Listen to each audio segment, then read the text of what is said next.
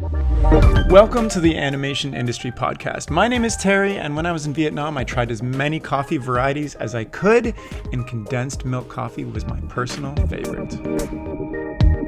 Today I'm chatting with Alexandre Siqueira about how he produced and animated the short film Purple Boy. In addition to being a contender for this year's Oscars, Purple Boy has been selected for over 140 festivals, including the Annie Awards, and it won the grand prize in Anima, Brussels International Animation Film Festival. Now, Alexandre is an independent filmmaker who studied animation at La Poudre in France, and in our chat he shares how he gets funding for his work, as well as how he built his team and made his storytelling stand out amongst all the other short films. But first, this episode is sponsored by the awesome team at startastudio.com. Startastudio is a new online school focused on the business side of animation. They have both free and paid courses, an online community, and downloads to help you succeed in your animation career and build your own cool, creative, and viable animation studio. You can use the unique discount code AIP as an animation industry podcast in their checkout to save 20% on their popular Pro Studio Startup course. So whether you're looking to up your freelance game or plan and launch your own animation company, check out startastudio.com. Now, let's jump into the chat. Hi, Alexandre. Thank you so much for coming on the podcast. How are you today? I'm very well, thank you. That's excellent. I'm excited to chat about your film Purple Boy. I just gave it a watch. It's very intriguing, and the animation and storytelling is very beautiful. So I'm wondering, can you tell me about the film? Well, yeah, that was a very long adventure. I mean, it took, as you know, 8 years to do it, and so all the idea it came up with a visual concept of this child that sprouts in the garden like a seed. So that was the first idea I had on my mind, and a few months or maybe a year later, because I wrote many scripts, and someday I realized that I didn't know exactly which gender or which sex this child has. So I started to question it, and it was fun because I realized that, oh, we can't see its body, so maybe it will be interesting that the identity will be different of the biological sex. So that was the first time I had this idea to work about gender identity. And after that, I started to read a lot about this topic. I watched a lot of films, and I met a very interesting person. He's a Brazilian writer and the first trans male being operated in Brazil, having a surgical intervention, and he helped me a lot to work in the subject. Unfortunately, he died. He passed away on 2018 with the lung cancer, but he was definitely one of my main reference, and his name is João Neri. Okay, all right. So so I think it's very interesting that you started exploring this idea, a picture in your head, and realized that it didn't have a gender. And in the film, as he's growing in the ground, you just see his head. I guess I don't want to give away too much for those who haven't seen it. But what did you said you did all this research? You talked with this trans person. What did you learn through the process? Because this film also took you 8 years to make, like you said. So I'm sure you certainly learned a lot about this issue. And how did you put what did you learn that you wanted to put into the film to tell in a story? Well, since I had this many reference that I had, it was kind of tricky or even risky to work the subject of gender identity, because it's very easy to say, and I hear people saying, "Oh, I use a few stereotypic elements in the film," and it was very important since I'm I'm working. My character is in the point of view of a trans male, so female to male. So it was. I had a few script advices in my film. It was important to keep this vision or this seduction of um, the male universe. And since there was another thing that I get really inspired in the film. It was the social and political context from the 70s. And this period, it was inspired from the political social context in Brazil in the 70s. There was a military regime. My father, he was a parachutist on that time during this military regime.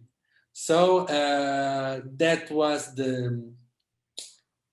the punch that I was needing to put something personal in the project, since I needed some connection, some relation with this child and with this father.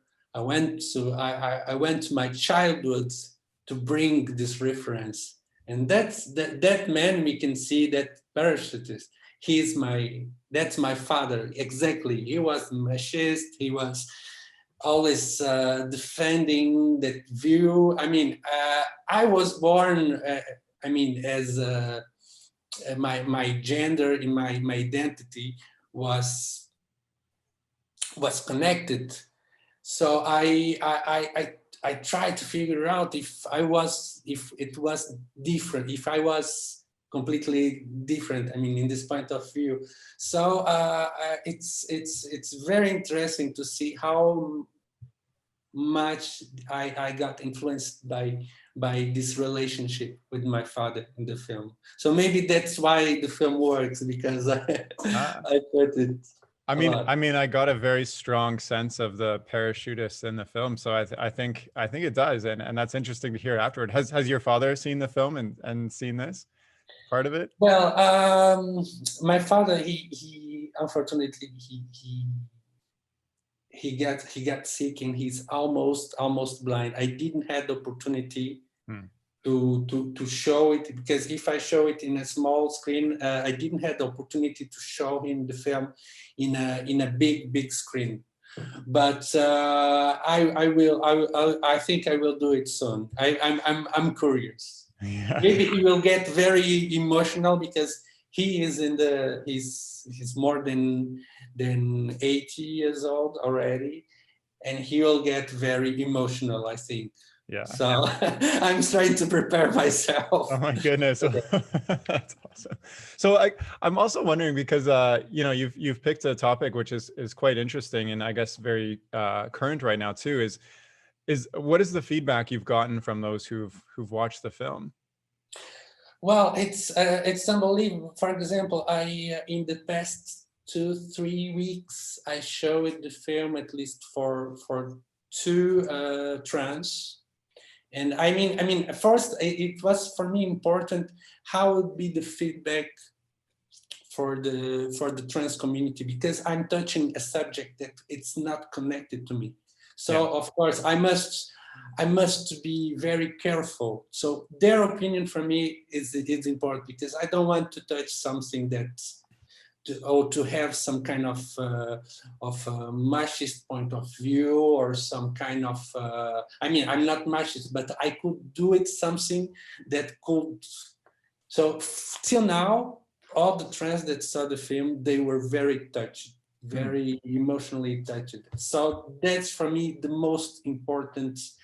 I mean, of course, I like to have prizes, to have the film selected, and all the professional animation branch, they see the film as something visually interesting with good story. But for me, I did this film with trying to be careful with what I want to say. So their opinion, it was very, very touching. I was very, very surprised. That's great to hear. I mean, one of the questions that I wanted to ask was, what was your you know, as you're creating this film over 8 years, what is that ultimate goal you're pursuing? And it sounds like you might have just answered that. Like, you know, you're getting the success in terms of like on paper, where it's in 140 festivals and awards and things like that. But would that be the ultimate goal that you're pursuing, to connect with the trans community with the story that you're telling? I mean, let me say that that's the 8 years I worked in this film. It was the first 5 years was not. I mean, the entire time was not on full time. So I had a lot of other works besides of the working on the film, but it was something that. I learned it. I mean, for this film, for me, it will be a lesson for my whole creative process that I will do in the next projects. That this film was my first professional short film. I've been working in the animation field for almost no for 20 years already, more than 20 years, but it's the first professional film with co-production, doing something more ambitious. Yeah. So I learned a lot. I learned how to co-produce with other countries, since this film was a co-production between Portugal, France, and Belgium. So it was a bit crazy to What does that mean exactly? Are you talking about the financing? Like you the got financing? finances and the team. Yes, I had the team for example, almost all the sound was done in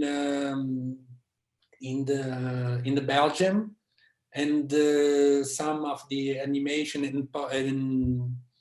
in visual post-production was made in France, and mostly of the artistic team came from Portugal.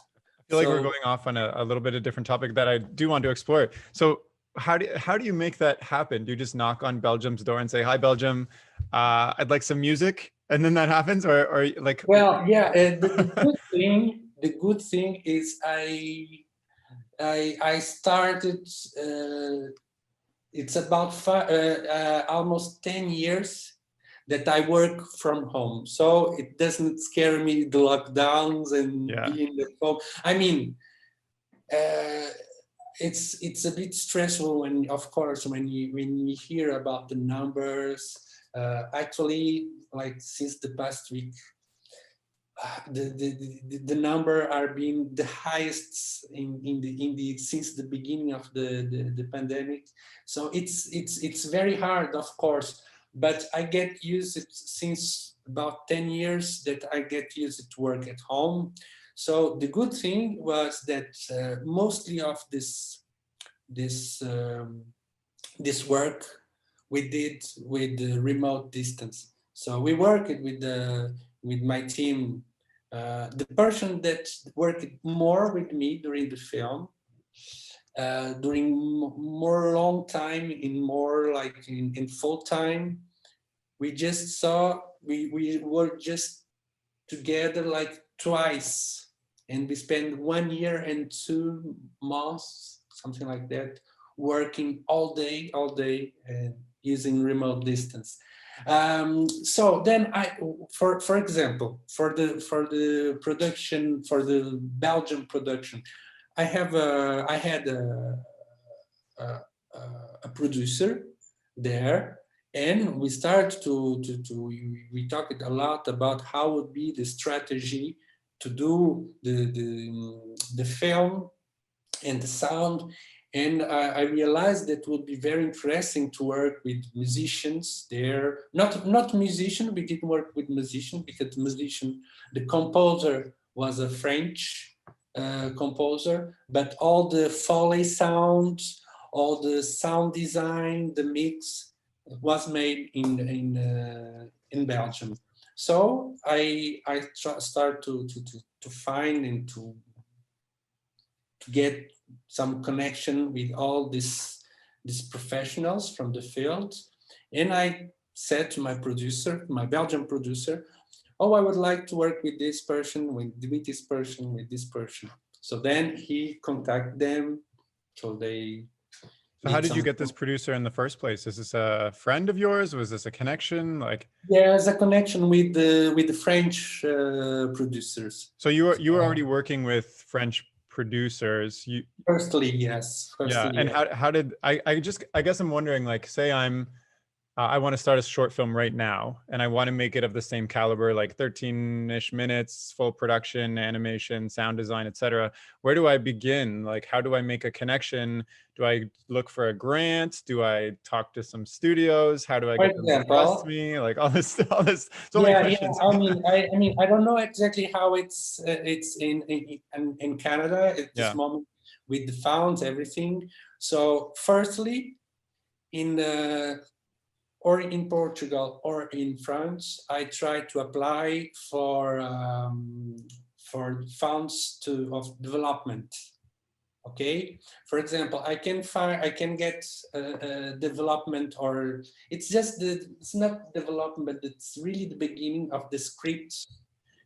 I can get the funds in Belgium, no, sorry, in France, and I don't need a producer to get this fund. This Okay. fund can come directly to me. In Portugal, that it's not possible, but I work with the studio, call it BAP Studio, and with them, of course, I talk with them. Oh, I have a new project, and I would like to apply for the development funds. So I developed it alone, this application, but then if the project, if it's positive, if they say okay, yes, the jury of the Cinema Institute, they say okay, we'll give to you, I need to talk with my producer, and to send, and to how to say, they must to apply for a second time, and say, it's not for applying, but just say, okay, we agreed to work with Alexandre Siqueira in this new Yeah. project. So it starts like this. I mean, Okay. with this short funds, and then of course and since in Portugal or in France or in Belgium, there are not so many production companies for animation shorts. So if you are in the field, it can be quite easier to know that company or that company, because we just talk with our colleagues, my colleagues in for example, in France. I know much better than the all the field, the animation branch in France, because I studied there in a school, in a French school called La Poudrière. And in the school, I get a lot.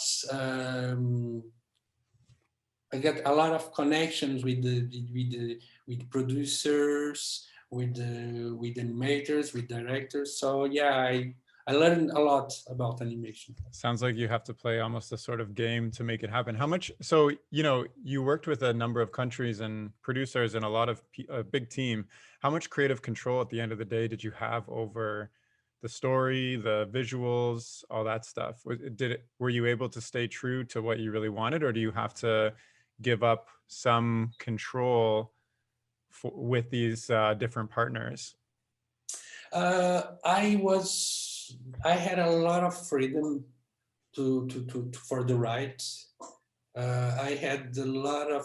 When I have freedom, it doesn't mean that I want to do everything all by myself. I like to have some feedbacks from people that I really trust. I like to have feedback. So, for example, we had a partner in France. The film was supported by a television channel called Arte, and on my student film that I did 10 years ago at this French school, it was my first time I worked with television channel, and I had very, very good experience to work with the responsible of this channel, Hélène Bessières. so she, I had like a very nice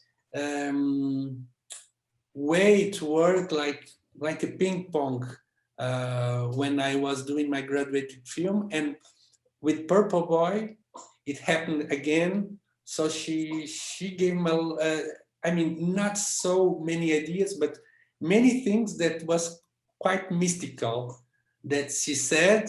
And when I read that, I thought, oh, but I think I had already. I thought about that, but I didn't put it. I don't know why. So it was like very interesting the way that we worked it together. Nice. Then for the, I mean, the time that I had less control, it was probably in the end for the compositing. Even it looks really, I mean, it looks great, but if we had like a bit more time, probably I would do just a little feel. I mean, a few styles. I understand that, but you know, deadlines, you have to give and take a little bit. I mean, it's only about visual. I'm saying Yeah. just visual details. Since I'm much more in the visual, and I like and things that I develop in my mind and on sketch. So yeah, it's just the feel details that I wanted to be different. But yeah. They're honestly, they're probably only things that you notice in your mind and nobody else sees. So sorry, I just wanted to know what is your day job? You said you've been in animation for 20 years. You've made a number of short films. What do you do besides short films? I mean, I work in many other short film as an animator. Okay. Or painter, or mostly as animator and painter, because sometimes I must do some animation is already done, but then I need to clean and to give a different visual. I worked as an illustrator. I'd love to do illustration, and Nice. sometimes press illustration or So poster. you have a lot of experience and all this stuff. And I think the visuals are very strong. So I guess your sense of that comes through in the film too. I'm wondering, you said you learned a lot through this process. What is the number one thing that you learned through making a film of this caliber with so many partners that you're going to take to the next film? Hopefully there is a next film. So like, what's the biggest thing that you're going to do differently this time that you now know about? Well, it's something that I had on my mind. I want to have a little bit more control of the production. It means to be. So how will you do that this next time?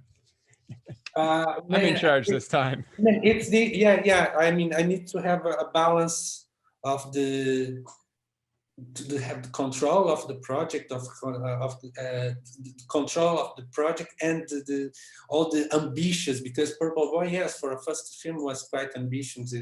It took a long time. In my next film, I want to be much shorter on production and even on time. For example, Purple Boy has 14 minutes. I'm working in my next short, and I hope that we'll have, I'm not sure yet, I can say really exactly the number, but I want to be less than 7 minutes, or at least 7 minutes. So are you condensing story and things like that from what you learned from to be much more to simplify. Yeah, I would like to simplify.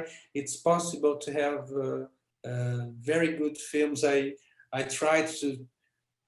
It's not very difficult to find very interesting short animated films with this time of around 7 minutes. So I would like to simplify a few things on the backgrounds. I mean, on the number of characters.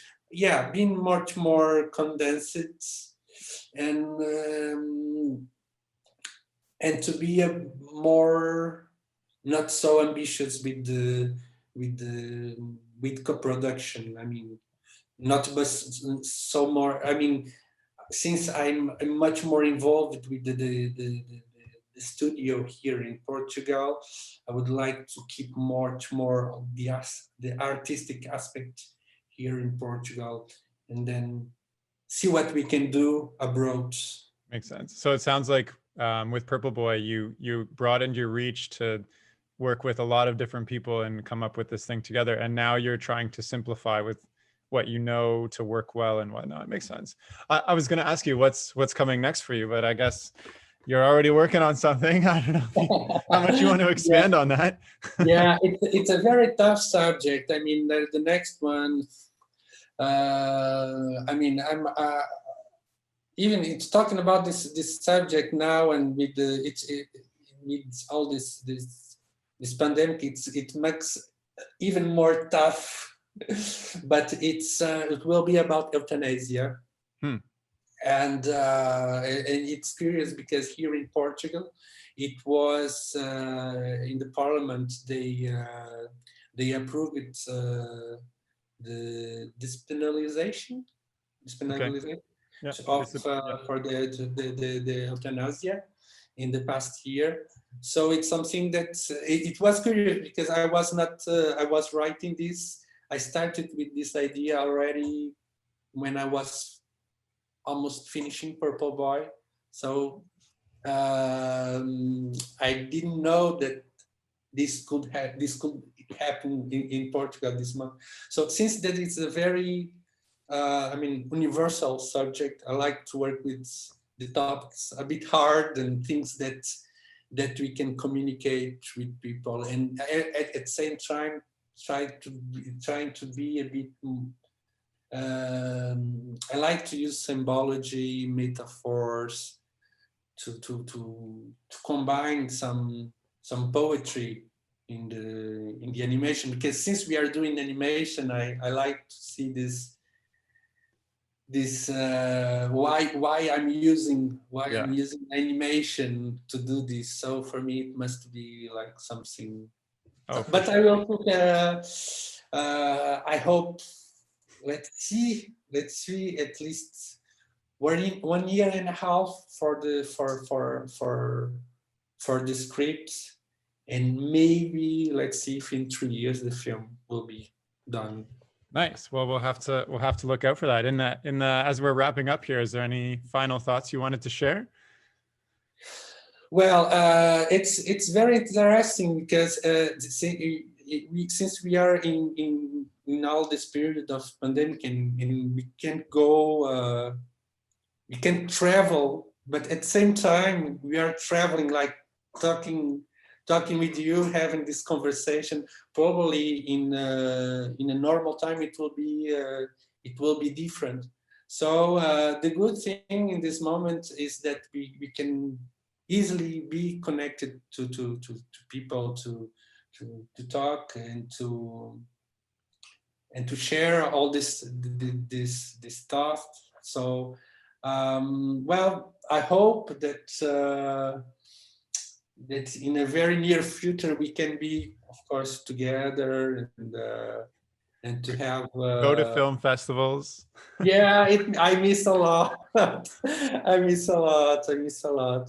I was almost going to be no, in the festival of Regard. Hmm. It's a very great festival in Canada. It was like exactly in the moment of the pandemic started on March, and I was invited to go there, Oh and man, it was so canceled. disappointing. But yeah, this will pass, and I'm really looking forward to come back again for the festivals. Yeah. Well, I am too, and that I think that's a good sentiment to end off on. And animation is such a great way to connect with other people too. So, thank you so Yeah. much, Alexander, for coming on the chat. I've really appreciated hearing about how you made Purple Boy and what went through that and everything. Thank you So very thank you much, so much. Terry. Yeah. Thank you. And if you're listening and you want to get in touch with Alexander or follow his work or check out Purple Boy, you can do so by checking out his Instagram and his website. And I'll include those links in the description of this podcast. And thank you so much for listening. That's all for now. Okay, bye.